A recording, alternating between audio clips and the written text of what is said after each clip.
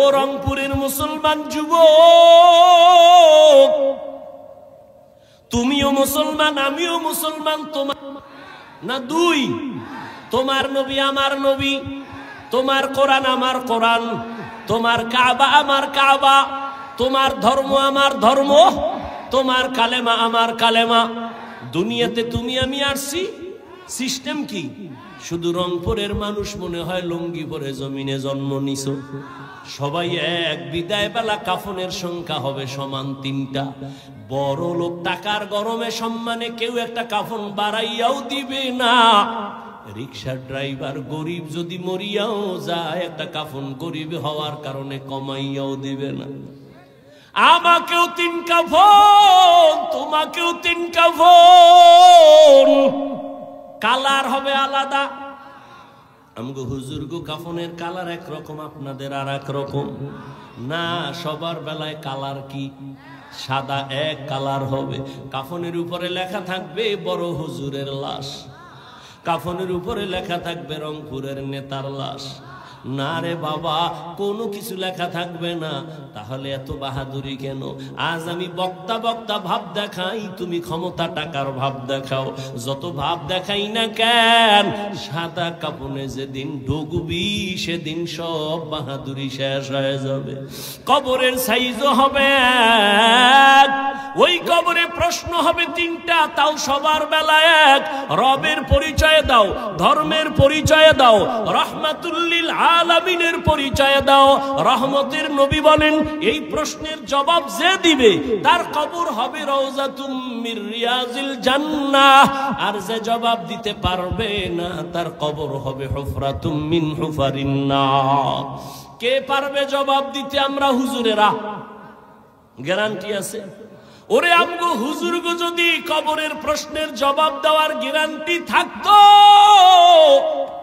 জান্নাতের সার্টিফিকেট পাইছেন 10 জন সাহাবা। জানেন তো এই 10 জন সাহাবার 1 নাম্বার আবু বকর, 2 ওমর, 3 ওসমান, 4 আলী। নবী বলেন, আমি একদিন আয়েশার হুজরায় ঘুমায় গেছি এশার নামাজ পড়িয়া। আমার মাথার পিছনেই তো মসজিদে নববী ছোট্ট। আমি ঘুমাইলে আমার চোখ ঘুমায় বন্ধ, তবে আমার অন্তর ঘুমায় না। রাতের গভীর যখন হয়ে গেল, আমার কানের মধ্যে আওয়াজ, কে যেন মসজিদের ভিতরে কান্না করে। বলবো? মসজিদে কে যেন কান্না করে। হঠাৎ আমি একটু সজাগ হইয়া বের হইলাম। আমি ভিতরে নজর করে দেখি সাধারণ কেউ কাঁদে না, জান্নাতের 1 নাম্বার সাহাবী আবু বকর নামাজে দাঁড়ায় কান্না করে। আমি অপেক্ষায় দাঁড়াইলাম, আমার ঘুম ভেঙে গেল। আবু বকর কান্না করে হঠাৎ আমারে দেখা কাঁদে আর বলেন, নবী আপনি আসছেন, আমি বুঝতে পারি নাই। নবী বলেন, আবু বকর আপনি গভীর রাতে নামাজে দাঁড়ায় দাঁড়ায় কেন কান্না করলেন? আবু বকর বলেন, নবী আল্লাহর আদালতে কিয়ামতের ময়দানে কেমনে দাঁড়াবো সেই ভয় কান্না করতেছি। নবী বলেন, আপনার তো জান্নাতের সার্টিফিকেট হাতে আল্লাহ দিয়েছেন, এরপরও আপনার ভয় কেন? আবু বকর বলেন, ইয়া রাসূলুল্লাহ, কিয়ামতের ময়দানে যদি আমার আল্লাহ কোনো কারণে বেজার হইয়া জান্নাতের সার্টিফিকেটের টিকিট ক্যান্সেল কইরা দেয়, আমার উপায় কি হবে রে ও নবী?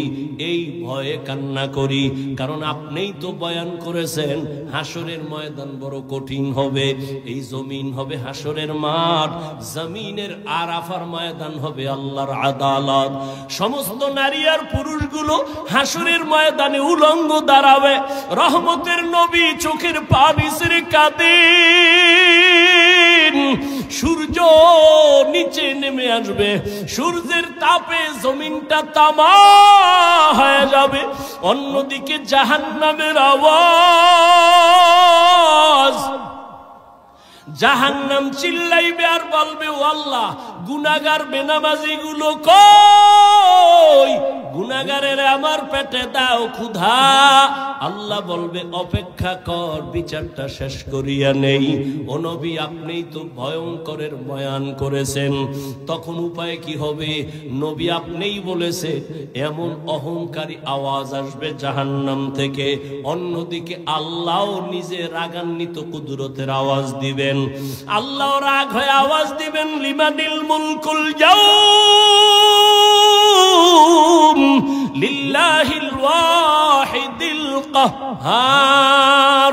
আল্লাহ পাকের কুদরতি আওয়াজ যখন হবে, হাসরের ময়দানটা থরথর করে কেঁপে উঠবে। মানুষ নয়, নবীদের কোনো গুনাহ নাই, তারাও কান্নায় বিভোর। আদম নবী কাঁদবেন, মুসা নবী কান্না করবেন, ঈসা নবী কান্না করবেন। উম্মতেরা পাগলের মতো দৌড়াবে নবীদের কাছে সুপারিশের জন্য।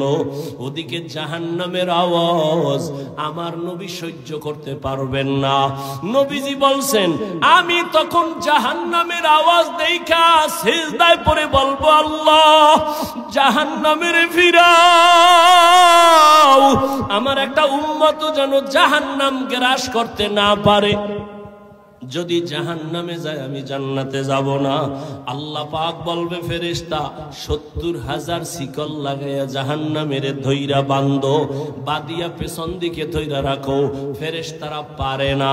তখন আমার নবীর কান্না দেখে আল্লাহ একটু পানি দিয়া বলবে, যাও জাহান্নামের গায়ে পানি ছিটাইয়া দাও। পানিটা দেওয়া মাত্র যেই জাহান্নামের ৭০,০০০ শিকল লাগাইয়া এক একটা শিকলের গোড়ায় ৭০,০০০ ফেরেশতা ধরিয়া রাখতে পারে না। সামান্য পানি দেওয়া মাত্র জাহান্নাম পেছনে দৌড়ানো শুরু করবে। ফেরেশতারা বলবেন, ও আল্লাহ, যেই জাহান্নামের শিকল লাগাইয়া ধরে রাখতে পারি না, ওই জাহান্নাম একটু কেমন পানি দিলা মাত্র পেছনে দৌড়ায়।